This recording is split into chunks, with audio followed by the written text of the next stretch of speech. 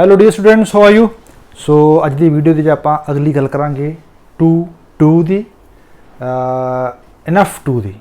आप कई बार गल करते हैं, गल्लां करदे गल आ जाती है कि वो इन्ना चंगा है कि क्या नहीं जा सकता, वो इन्ना बहादुर है कि दस्या नहीं जा सकता, वो इन्ना कमज़ोर है कि तुर नहीं सकता, वो इन्ना सियाणा है कि सोचा नहीं जा सकता, मैं इन्ना परेशान हाँ कि दस नहीं सकता, असी इन्ने गरीब हाँ कि कुछ कह नहीं सकते, वो इन्ना अमीर है कि उस नाल लड़िया नहीं जा सकता। सो ये जिहड़ियां चीज़ां ने ये आपां किवें करनियां ने सेंटेंसिस दे विच, जदों कोई कंपाउंड सेंटेंस तैयार करना है तो फिर उत्थे आपां जिहड़ा है वो ये लाउने आ।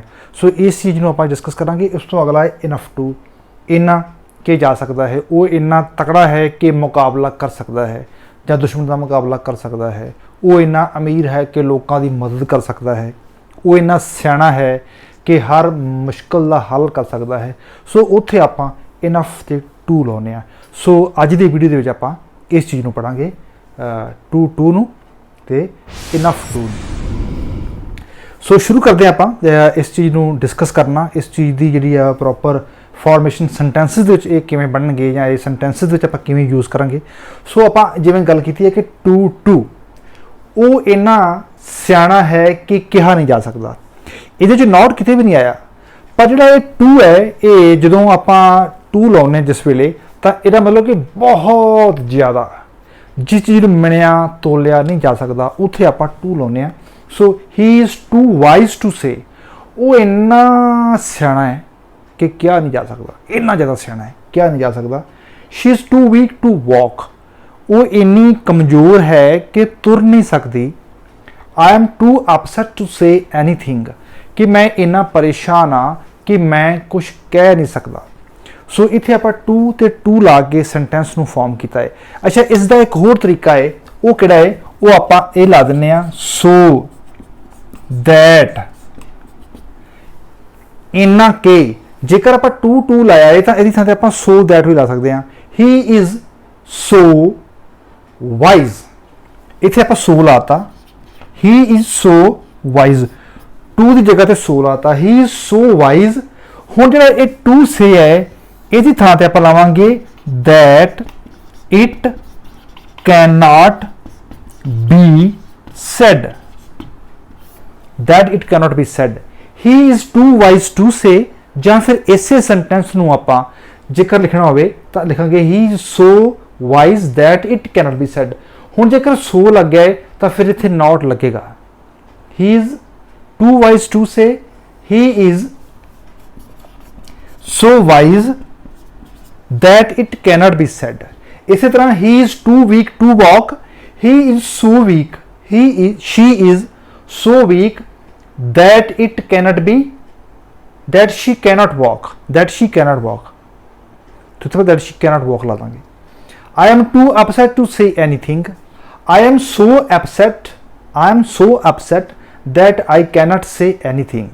सो इत्थे ला के आपां जिहड़ा है वो दो फॉर्म्स दे विच भी टू ते सो दैट नाल ला के बनाता, जिहड़ा है वो टू नूं सेंटेंस दे विच दो तरीके नाल आपां इस नूं वरत लिया, जां दोहां तरीकिਆਂ नाल जिहड़ी है वो आपां ये गल कह सकते हैं कि इन्ना कि नहीं जा सकती, इन्ना कि तुर नहीं सकता।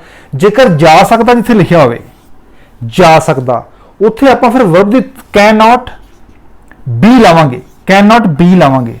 जेकर जा सकता होवे, क्या नहीं जा सकता, सोचा नहीं जा सकता, दस्या नहीं जा सकता, समझा नहीं जा सकता, उत्थे आप लावांगे can not be understood, can not be told, can not be said, can not be walked. पर जेकर जा सकता नहीं है, जे आप सीधा लाया वा कि वो इन्नी कमज़ोर है कि तुर नहीं सकती, उत्थे फिर आप फर्स्ट फॉर्म ही लावांगे। जेकर ये होवे कि वो इन्ना सियाणा है कि दस्या नहीं जा सकता, पैसिव फॉर्म जा जाए, फिर आप कैन नॉट बी नाल ला के इस सेंटेंस में बनावांगे। हुण I am too upset to say anything, मैं इन्ना अपसेट हाँ कि कुछ नहीं कह सकता, इत्थे आप लाता आई am so upset that I can not say anything. वो इन्ना अपसेट है कि कहा नहीं जा सकता, जेकर लिखा होवे तो फिर लावांगे ही इज़, मैं इन्ना अपसेट हाँ कि कहा नहीं जा सकता, I am so upset that it cannot be said, I am so upset that it cannot be said. So ये दोवें तरीके ने, जेकर जा सकता होवे तो फिर थर्ड फॉर्म आएगी कैनॉट बी थर्ड फॉर्म, जेकर सीधा ही आ ਇਹ ਕੰਮ ਨਹੀਂ ਹੋ ਸਕਦਾ, ਫਿਰ ਉੱਥੇ ਫਸਟ ਫਾਰਮ ਹੀ ਆਏਗੀ। ਅਗਲਾ ਹੈਗਾ ਇਨਫ ਟੂ। ਇਨਫ ਇਹ ਨੈਗੇਟਿਵ ਹੈ, ਇਹ ਪੋਜ਼ਿਟਿਵ ਫਾਰਮ ਚ ਆਏਗਾ ਕਿ ਇੰਨਾ ਕਿ ਜਾ ਸਕਦਾ ਹੈ। He is wise enough to handle this problem. He is wise enough to handle this problem, ਕਿ ਉਹ ਇੰਨਾ ਸਿਆਣਾ ਹੈ ਕਿ ਇਸ ਪ੍ਰੋਬਲਮ ਨੂੰ ਹੈਂਡਲ ਕਰ ਸਕਦਾ ਹੈ। ਉਹ ਇੰਨਾ ਸਿਆਣਾ ਹੈ ਕਿ ਇਸ ਮੁਸ਼ਕਲ ਨੂੰ हैंडल कर सकता है, अपने काबू च कर सकता है, या इस मुश्किल नूं जिहड़ा है वो सुलझा सकता है। He is wise enough to handle this problem. He is bold enough to face the enemy, कि वो इन्ना क तगड़ा है या इन्ना क बहादुर है कि दुश्मन का मुकाबला कर सकता है।